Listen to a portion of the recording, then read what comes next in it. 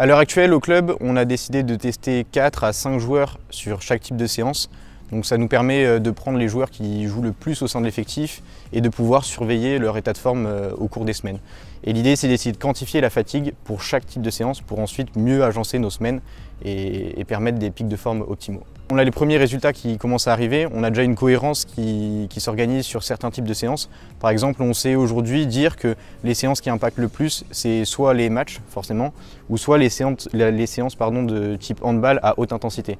Donc c'est les deux profils de séances qui demandent le plus de récupération pour les joueurs. Pour ce qui est du fonctionnement, donc, ça se passe sur un siège. On a des électrostimulations qui vont être envoyées aux joueurs donc, sur le quadriceps. Et on va avoir un capteur de force qui va se positionner en avant du tibia. Et à chaque contraction, donc envoyée par les électrostimulations, on va avoir une force X qui va s'appliquer sur le capteur. Ces forces-là, elles sont reprises par les données sont reprises par l'ordinateur et ça va nous donner à la fin d'un cycle de 2 minutes l'état de forme pour chaque jambe, pour chaque joueur.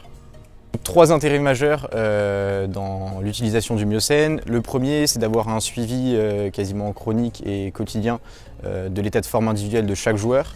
Le deuxième, ça va être de planifier des pics de forme. Donc pendant la saison, si on sait qu'on veut avoir des moments où on a besoin que les joueurs soient présents à 100% physiquement, on peut essayer de les suivre et de planifier ça.